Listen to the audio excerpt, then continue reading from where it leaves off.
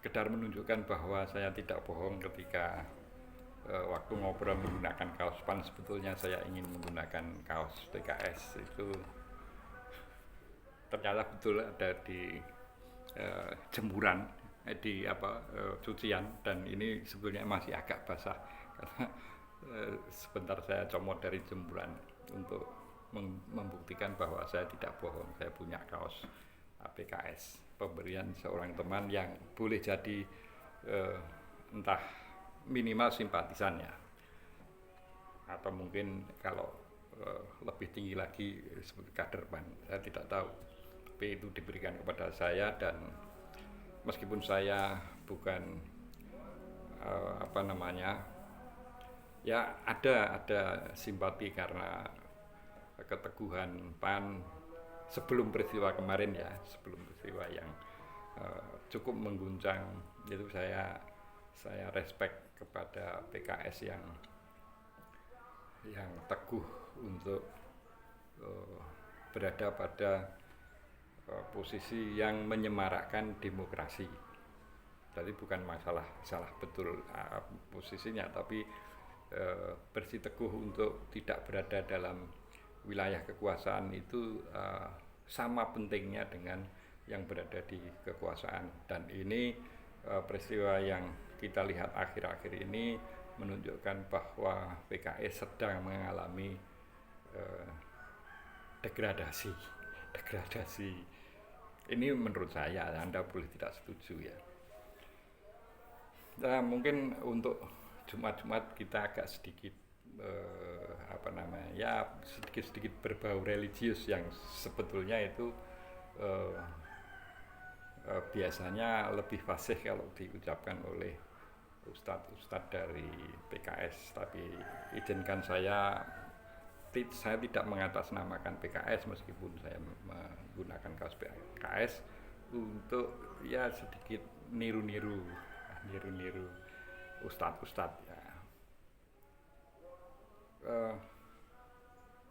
Jangan pernah berhenti untuk minimal berpikir tentang keadilan. Dalam konteks politik, menolak ketidakadilan itu bisa diekspresikan dalam berbagai bentuk ya. Kalau adik-adik mahasiswa kemudian turun ke jalan, elemen-elemen masyarakat yang lain juga turun ke jalan, itu ekspresi untuk menolak keadilan. Tetapi yang paling lemah adalah ya mungkin seperti saya ini ya, saya tidak bisa turun ke jalan, kemudian ya barangkali hanya sedikit menyampaikan lewat obrolan. Ini adalah salah satu bentuk selemah-lemahnya memegang rasa keadilannya. Atau mungkin bahkan yang lebih lemah lagi, untuk mengungkapkan dalam bahasa verbal pun mungkin entah sungkan, entah takut dan sebagainya, itu juga tidak masalah. Kalau memang kalkulasi logisnya itu menyebabkan kita harus diam, tidak masalah. Tapi jangan berhenti berpikir untuk bahwa keadilan harus dilawan. Nah, apakah ada gunanya misalnya Anda diam kemudian berpikir bahwa ini tidak adil harus dilawan itu, tapi tetap diam, Ibu, apakah tidak ada manfaatnya? Tetap ada menurut saya. Karena apa yang Anda pikirkan kemudian Anda bayangkan tentang keadilan itu, sepanjang Anda landaskan pada kejujuran, itu harapan Anda itu akan mantul ke langit. Boleh jadi energi masyarakat, terutama mahasiswa yang bergerak sedemikian cepat merespon rasa ketidakadilan itu adalah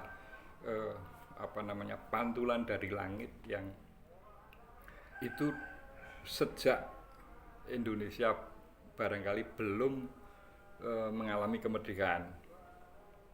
Sebelum proklamasi itu banyak para syuhada, para pahlawan itu tetap dengan tenaganya, pikirannya, doanya itu dilontarkan ke langit yang energinya memantul, sebagaimana kita lihat gerakan masyarakat terutama adik-adik mahasiswa itu untuk menuntut keadilan.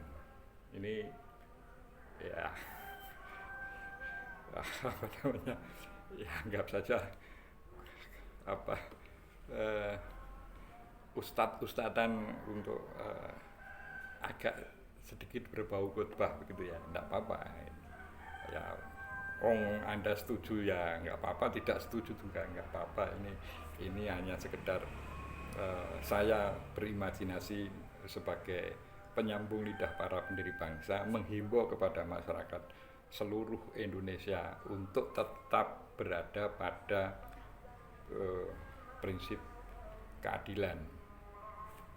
Kalau dalam Pancasila itu sila ke-5, keadilan sosial bagi seluruh rakyat Indonesia. Keadilan sosial itu menyangkut bidang politik, hukum, dan ekonomi. Salam konstitusi.